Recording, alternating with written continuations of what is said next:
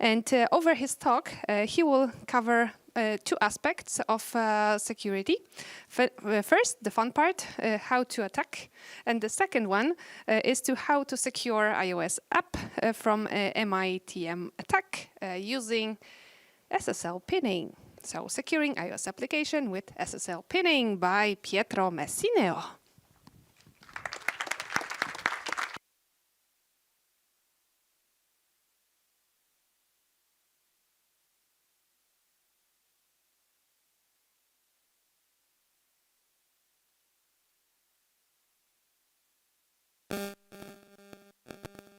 Hello, everybody. Thank you. So let me briefly introduce myself. I'm Pietro Messineo. I'm asset manager and senior iOS dev at BlueThrone. And thanks to my friends from MongoDB, I'm also developer advocate since yesterday, probably. So let me briefly explain what BlueThrone is. Like, it's a new company, and we do acquire applications from small developers or small startups up to $2-3 million. So if you do have an application and you want to move to another project, you can just contact us, and we might be interested in buying it. So I currently wear two hats. So I'm working for BlueThrone in the afternoon, and I'm working for Purple Technology in the morning. And we, in Purple Technology, we basically create trading platforms. So if you might be interested, and I'm, of course, senior iOS developer there. So if you're interested maybe in joining us, there are some QR codes, and there are, like, of course, open positions available. So let's start. It's not like free promotion about those companies. I was doing some networking yesterday, and I picked some companies, you know, like from people with which I was speaking on, and I was just downloading one application from each of those companies. As you know, maybe some of the companies just produce only one product, some others produce multiple products. So, in your opinion, which one of those companies are using like SSL pinning? Which one are like protected by SSL pinning? Like all of them? No, right? So how many of you knows like what is SSL pinning? I mean, after reading it on the paper. All right, so yeah, quite a lot of people. And how many of you have used it in the applications? Yeah, now everybody use it. Cool. All right, so let's start. Once again, I took just one application that some of those companies developed, so maybe some others might be good, some others might be bad. So, in your opinion, LeverX is using SSL pinning? Like, raise the hands who thinks that LeverX is using SSL pinning in their application? Oh, nobody. 1, 2, 3, 4, 5. Okay, cool. So yes, LeverX is using SSL pinning. Cool. So their applications are secure. Nice. So, what about in post? How many people think that this application use SSL pinning? Everybody. You have like good and high expectations. Cool. So, sorry. Nope. All right, so let's move on. Droids on roids. How many people think that the application? Oh, sorry. Okay, so 1, 2, 3 people. Nope. Okay, let me go fast. Nope. All right, so nobody is using SSL pinning in their applications, at least, you know, in the one that I tested. Yeah, so go for LeverX. No, I'm just kidding. You know, this doesn't mean that the company is bad or whatever. I don't want that I will be stabbed out from the door. So I'm just saying that there are ways for secure your applications. So I hope that at least after this presentation, you will implement at least those extra security layer. So what is SSL pinning? SSL stands for Secure Socket Layer. And basically, SSL certificate pinning is the process of associating host with its like certificate public key. And then once you know those host certificate public key, you can then pin it to that host. But why do we need SSL certificate pinning? First of all, because we want to protect the application against meet-em attacks, so man-in-the-middle attacks. So how does it work, this process? Like, usually you have a server.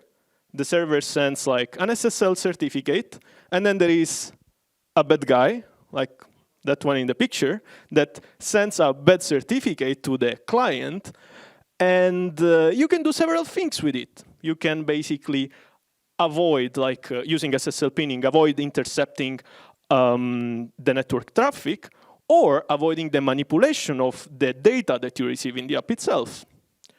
So how does SSL works?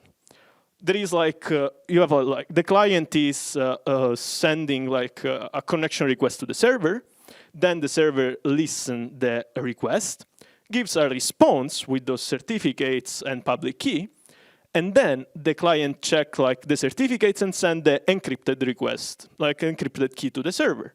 And then the server decrypt it and send like the encrypted data back to the client. The client receives and decrypts the encrypted data. So far, so good. But it's not really like that, because if you don't use SSL pinning, all of those things are useless, because all of those processes that we just mentioned are not existing. So which types of SSL pinning do we have? We have like certificate pinning. So this means that you store the certificate into the bundle of the application itself. So then we are comparing the certificates with the one that is stored in the bundle with the one that we receive from the website, from like the API. Or we can use like public key pinning. So it means that we extract this from the certificate, the public key, we store it as a string or whatever you want to use it, and then we compare it with the server certificate during like receiving this request. So which method to use? Of course, you can use like certificate pinning. It's the easiest, but it has some limitations. For example, it's less flexible because you have to change and update the certificates once the certificate expires. And this means like the app will not work anymore. This method is usually used in the bank application because it's the most secure, I would say. Or you can use public key pinning, that is the one that we are gonna see today, because it's like the easiest. And if the certificate expires, the public key is staying the same. So at this point, am I safe? Absolutely not. Because even though you use SSL pinning, there are always ways for avoid, like for bypass this certificate pinning. And how to bypass it? There are several ways. First of all, you can install like some specific software, for example, SSL Kill Switch or Barp Mobile Assistant. But those two tools are available only on jailbroken devices. How many of you know what is jailbreak? Wow, everybody, cool. So, it's not that common nowadays to use jailbreak, but I remember like 5-6 years ago, everybody was like crazy about jailbreak and everybody was doing the jailbreak and so on, till Apple started to stealing the tweaks and implementing in their operative system. So now we have like those cool features in our operative system, so we do not need jailbreak anymore, basically. So another way to bypass certificate pinning is using Objection and Frida. We will see very soon like what they are. Or we can use a disassembler to modify the IPA. So we disassemble the IPA and do some modification to it. And for this, we can use like Hopper or IDA. So what is Objection and Frida? Basically, Frida is a dynamic instrument that allows you to do several things. For example, like pen tests, security research, and like reverse engineering of applications. Then Objection is a wrapper for this framework and will do all the hard work for you. Basically, you have to do almost nothing. So in order to kind of use those things, you have to put the Frida gadget, like the library, the dlib, into your application. How to do that? I'm just briefly summarizing how does this works. Of course, it's much way more complicated, otherwise everybody will do it. You need to extract the IPA file. Then you have like to modify the binary in order to load the dlib into your application. Then you have to code sign the application once again with the dlib file. And after this, you have to repack the update, I mean, this new version of the IPA file. So you can use the objection, and it's doing everything for you. And then the last step is basically to install it back on the device. There is a tool, iOS deploy, that is automatically doing it for you. So actually, there is a way for prevent this bypassing of the certificate pinning. How can we do that? Because as you know, like we just said, okay, we can use SSL pinning in order to avoid man-in-the-middle attacks. But it's not completely secure because there are ways for bypass it. But actually, there are other ways that allows you to avoid to bypass this. How? There are some tools that are obfuscating the code, like the Swift code. And it's what we use in Purple Technology, for example, as we are like trading and we are playing with money, deposit, and so on. So we want to obfuscate all the things, like all the code and some related important sensitive data. And so we do use like name of obfuscation as well as renaming methods, like in a runtime. Every build, it's changing. So it's usually not like staying the same. And this is basically only protecting against like tools that are bypassing SSL, certificate pinning. So let's come back to the SSL pinning. So how to do an SSL pinning, like how to perform this in iOS? You can do it like with URL session or with Alamo Fire, as well with the AF networking, or what we're going to see today, we can use TrustKit. What is TrustKit? It's basically an open source framework. It's very easy to use, and it's widely available for basically all the platforms. So watchOS, like iOS, tvOS. It's available on GitHub, of course, and allows you to implement SSL pinning just in few lines of code. So you don't have to struggle and implement everything manually. So why you have to use it? Because it provides a very easy way to validate the certificate. And it offers also some extra functionalities. So it can be like reporting or fallback of public keys. How to implement it? So it's very easy. First of all, you have to download the certificate, and it's like in .ser file. And you can find those certificates everywhere. Like if you open your Safari, you can just drag and drop the certificate. But I'm not gonna explain you like 100% in detail how to do that. I left in the last slide a link to a Medium article that I wrote back in 2020. So you can read it and you can follow it 100%, and you will be able to perform SSL pinning or implement SSL pinning in your applications. So after this, you need to convert this certificate into a PEM file, and then you have to extract the public key. Why you need to extract the public key? Because we just said that in this example, we are gonna show how to do SSL pinning on the public key and not on the certificate itself. There is a Python script offered by the TrustKit, so you just need to run it and specify the path of the certificate file, and it will give you the public key. And then, of course, you have to set up the TrustKit. How does it look like, the setup of TrustKit? It's something like this. You need to specify the public key, the expiration date of the certificate. In this case, I was using the API of the movie database. The second string is basically the public key, the fallback public key. It's, of course, invented. They didn't have another public key.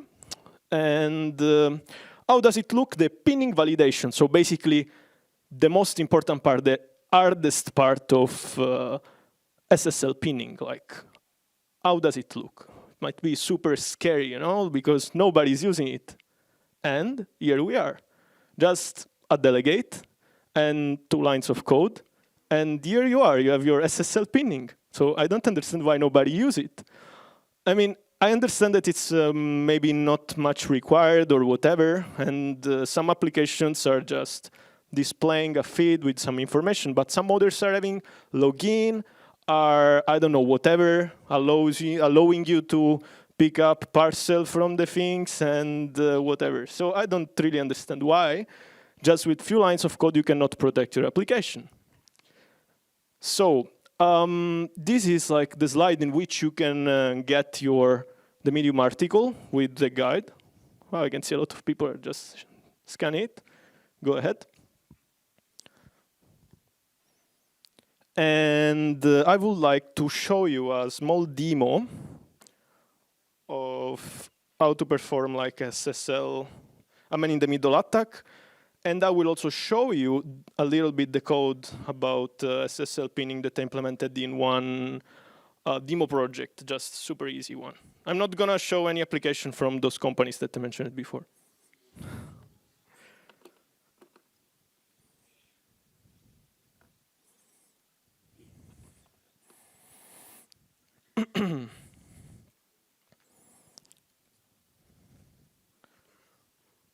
All right.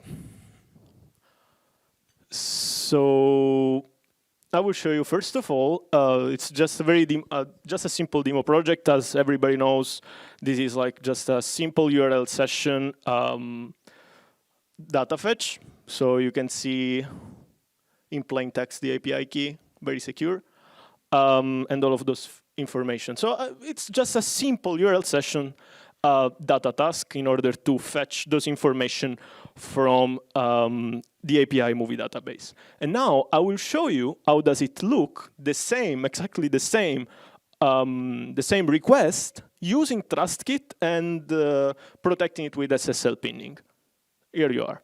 So I just moved the URL session out, and I just assigned the delegate and called the TrustKit.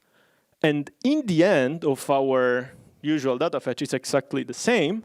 We do have a delegate that is basically taking care through TrustKit of performing like the check if the public key is valid or no. So someone wants to share something with me on AirDrop. Thanks. I will save it. I don't know who is. Whatever. I'm gonna run this on my phone, and we can see what's the output. Oh no, this is my Mac. All right.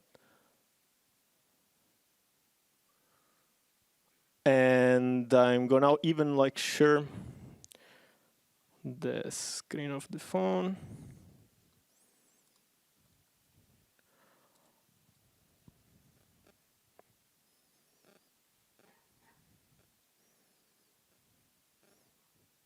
All right.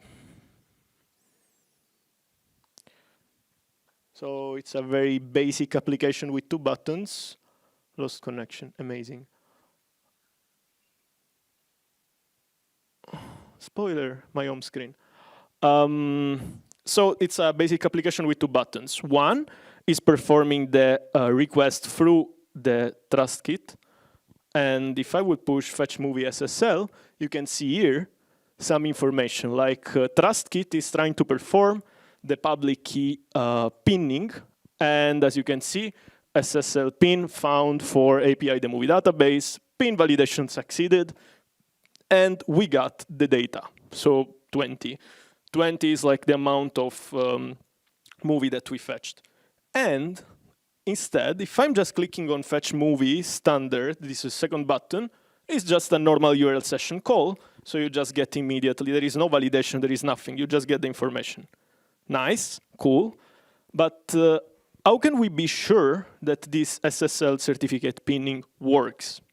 So for this, I'm gonna use a tool that I'm using for this penetration test that is called Charles. Somebody knows it? Oh wow, everybody knows it, cool. Most of the people. So I'm gonna enable like SSL pinning on this, and I will show you what's the result after enabling it. But first of all, you just need to give me 1 second.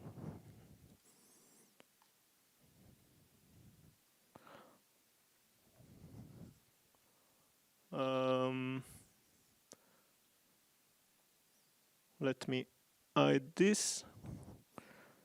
So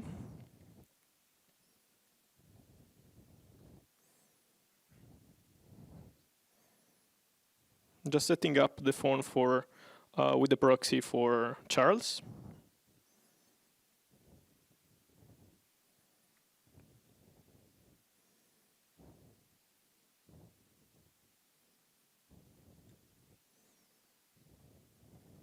Just bear with me, please. All right.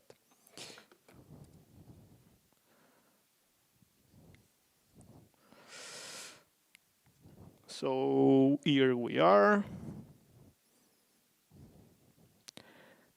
And I will also show this, but smaller.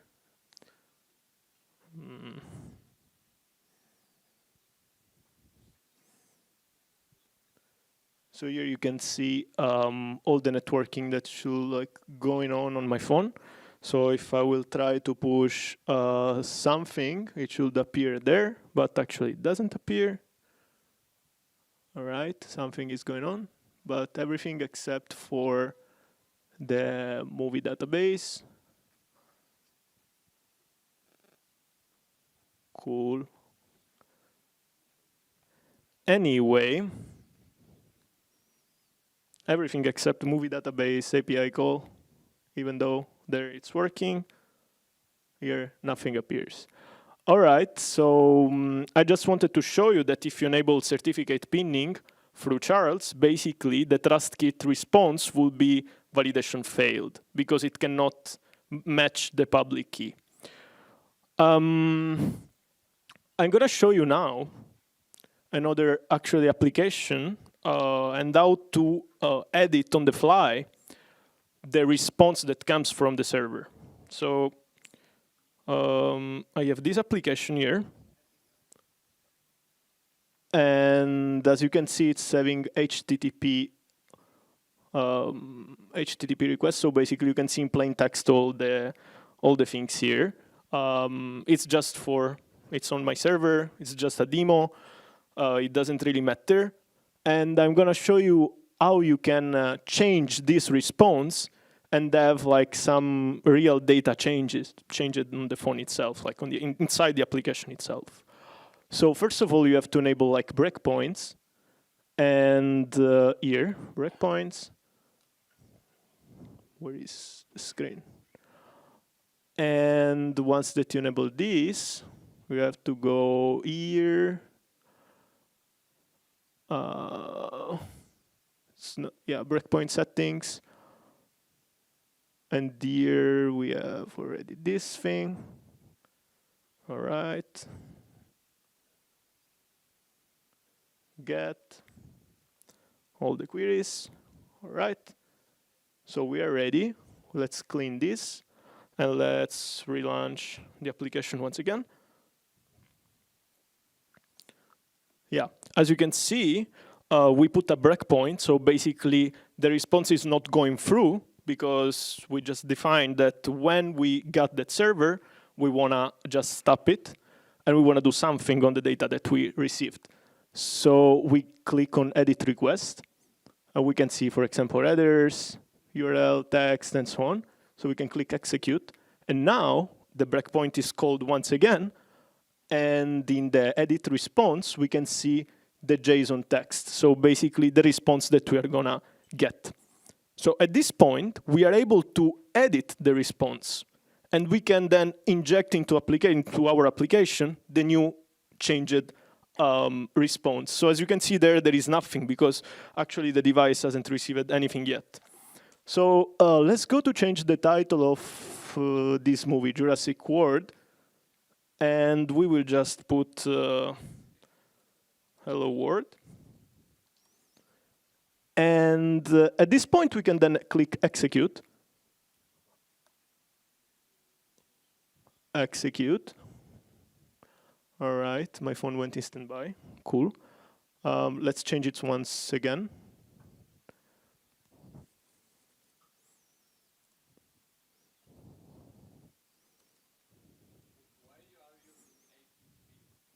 Because it's just a demo, you can perform it on HTTPS without SSL pinning and enable SSL pinning, SSL pinning on Charles in order to get the response in plain text. Right. Let me kill it. You know, live demo never works. Edit response.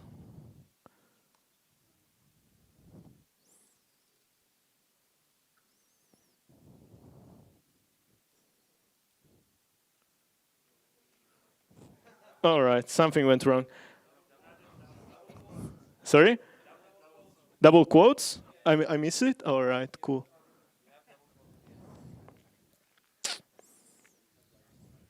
Last try, otherwise we will just...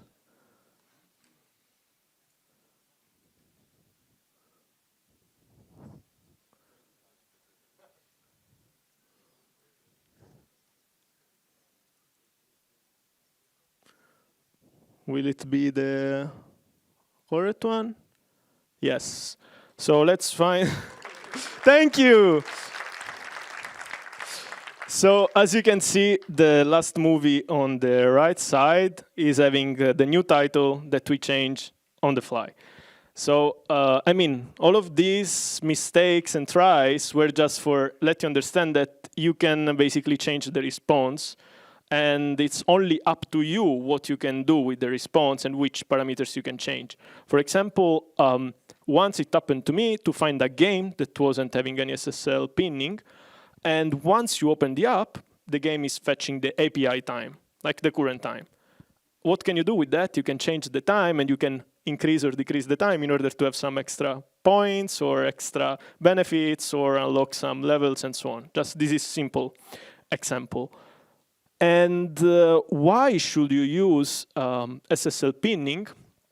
I will tell you a story of a developer, not me, that developed an application. And as always, you know, we do have competitors. Competitors usually have similar or same applications that we do. And it happens that this developer developed this application a week later than one of his competitors.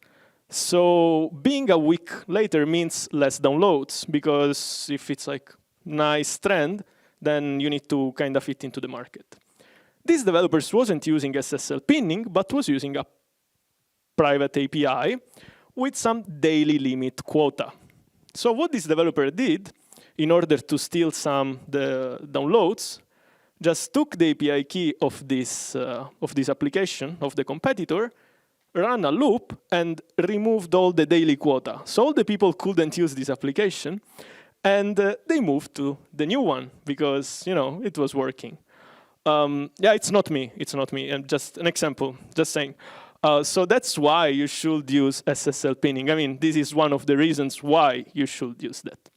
So thank you very much. From my side, that's all. If you have any questions, feel free to ask.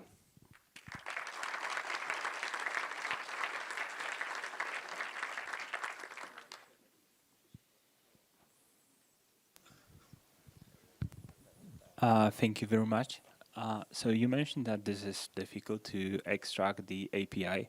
I was trying to get the IPA, from the App Store, but I didn't get it. So do you have any advice how we can do it until we have a jailbreak on the phone, of course? So you want to know how can you extract an IPA without having a jailbreak on the phone? Yeah. You can use IDA, or one of the tools that I mentioned before, like Objection and Frida as well. It's not easy, but it's possible to do that. So you can use Frida. I believe like it's the tool that suits your needs. Okay, thank you. You're welcome. Okay, 4 questions. If you have a certificates chain, which one do you use to pin in the application? Whatever, the certificate or public key from the certificate. If I have a certificate chain, Yes. well, you should definitely check the expiration date of the certificate. So you should go, you know, in order. Like if you have a chain of certificate, you use like the one with the less expiring date, you know, like the one that is still valid. You're welcome. Could you go to the slide with MITM attack on the iOS device? Yes.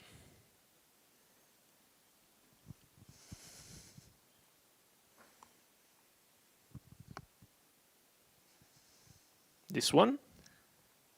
With the device, like, okay, this is fine. Can you tell me how this is possible on normal iOS device to perform MITM attack when the server in the middle is signing the certificate, but by not authorized certificate authority, so the device will not accept it because it has the list of all authorized certificates authorities. So how it is even possible on iOS device?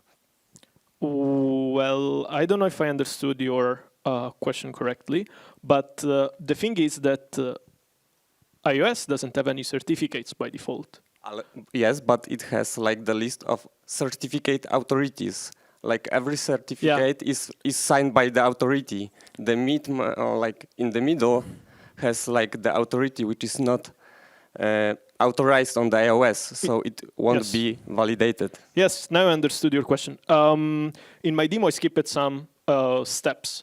I do have a certificate installed on my phone that allows me to perform a man-in-the-middle attack. So it's a certificate generated by Charles that allows you to do exactly this. Like yes, but in real world, how it is possible?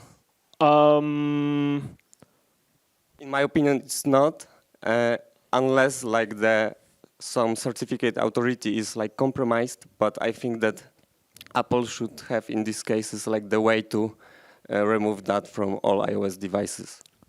Well, I believe if you will have like a router with not proper, settings and certificates and so on, you might be able to perform it in real life as well. Yeah, but like the validation happens on the iOS device. Yeah, that's true. That's true. But in general, you always have to kind of protect those things because anybody can just do something like this. I understand that in a real life situation might be complicated to get something to arrive to something like this. But if you don't protect your application, then there is always a way for expose the user's data. Not in real life. Like how? Like can you like? I would just show if I know like which is the API yeah, but call. you had like the authority certificate authority installed by yourself, right? Yes, I don't wanna really dig more into it. But is it possible or not? It is definitely.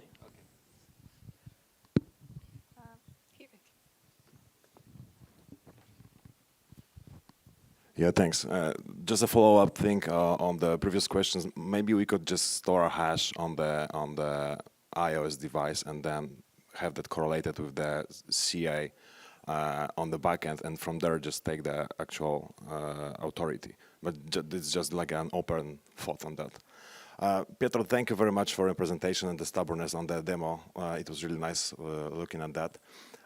I'm looking at the SSL pinning while using this mostly on the financial apps as a thing that is kind of like a maybe anti-pattern, or as something like it's kind of an obsolete thing. When it comes to the like the modern security and the high security environment, like zero trust security framework, do you think that the SSL certificate pinning or public key pinning are the like ways that can accomplish those assumptions, or these are the things that should exist with some other tools, some other like technologies like MTLS, I mean mutual TLS, assuming the verification on the mobile side, etc. But as you said on the previous question, the MTLS is not exactly possible on the mobile world. So how do you consider SSL pinning in terms of the zero trust security framework? Well, that's a good question. SSL pinning and those public key pinning, certificates pinning, it's at least a layer for protect your application. And as I mentioned before, it should go with it like the obfuscation of the code and of methods and so on. So this allows you to add an extra layer of security to your app. Then I don't really use anything else aside this in our trading application, that is more sensitive, more than other applications because you handle payments and so on.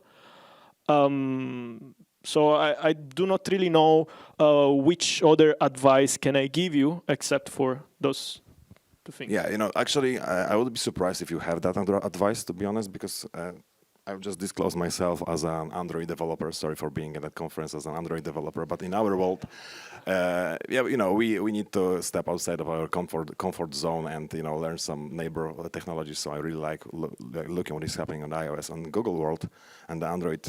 We actually are suggested by Google not to utilize SSL Pinning anymore because of the changes and the problems that actually were outlined by yourself and some previous questions. So yeah, we are in the moment about thinking about some other just solutions. And actually the previous questions was the thing that we are currently thinking about, utilizing the mutual TLS and then having a iOS or Android device as a like a place of storing a CA. But storing a CA is kind of like a Purio X or at least I would consider this as an impossible thing to have that on the iOS or Android device. But there should be a workaround, like with this hash, for example. So yeah, just I'm inviting everybody for the debate and thinking about that, because SSL Pinning might turn out as an anti-pattern or something that is actually legacy simply and not sufficient for the current needs on the mobile market. So, but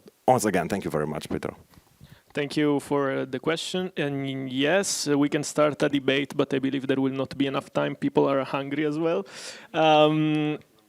Definitely, there is a way, for avoid that user will manually accept and allow the certificates and blah, blah, blah. But this is like very hard and it's very like a small percentage of people and companies are able to do such a things. So I would say like in real world thing, it's not like really a big issue, those certificates pinning and so on. Hi, thank you for the presentation. As one of the former developers from one of the companies you mentioned in the beginning of the presentation, I feel kind of called out.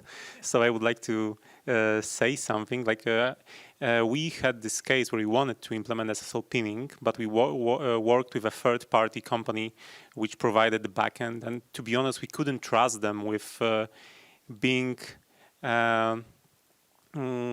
conscious enough about the certificate expiration and giving us the heads up. And as far as I know, the public key pinning is not always an answer, because the public key also can change. If the request, the certification signing request changes, the public key could be different. So do you have any advice regarding the organizational part of certificate rotation, which could help in such case where you can't really trust the backend provider with keeping you up to date by themselves? All right. So first of all, I want to specify that the companies that I picked and that I analyzed, I haven't done it for, put them under a bad light or whatever. Yes, of course, I'm just joking. But it was, just to specify. Actually, usually the public key is like binded to the certificate. And if you're not issuing another certificate, but you are just, renewing it, you always have that public key. And as you saw before, you can specify multiple public keys in order to have like a fallback. So maybe the idea or the solution might be to have a list of public keys in case the certificate will expire, and that's basically it. Or you can fetch those public keys from somewhere else, but how can you protect the other side? I mean, you have to have the chicken egg problem right now. Yeah, more or less yes, except that the fact that you will do SSL pinning on another server in which you are just storing the public key, and you fetch them from another side, basically. Okay, so basically manage the pinning to a server which we hold the management of, like we maintain maintenance stuff. Yes, exactly. So you are kind of sure that the certificate will of course will expire, but the public key will be always the same, and the other one will just fetch the keys. Okay, thank you very much.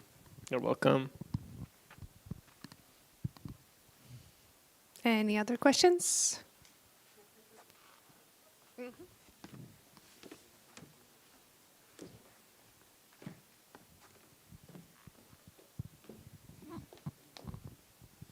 Hey, so couple of things. For the person that was talking before about this slide, I think the problem is not so much that you do a man-in-the-middle attack on a third-party person. Is that you will yourself install the certificate on your device and sniff the traffic, and then be able to know how this app is communicating and exploit it. So if you have a banking app or you have a trading app, of course, yeah, you have to install the authority on the phone, but that's exactly what you were doing on the screen. So I believe the risk is that, not so much that somebody's going to do a man-in-the-middle attack on somebody else. And the second thing is, if you pass to the next slide, could you do it? Sure. Where you extract the IPA from the phone, you have Right. to decrypt it, right? You have to get it from runtime. Yes. Fair enough. Okay. This one. Yeah, exactly. Extract the IPA basically means you get it from runtime, decrypt it, and then run it decrypted. Yes. Okay. Yes. Super. Thank you. Anyone else? Looks like not. And congratulations, your presentation had the most emotional discussion ever. Thank you very much. Thank you, Pietro.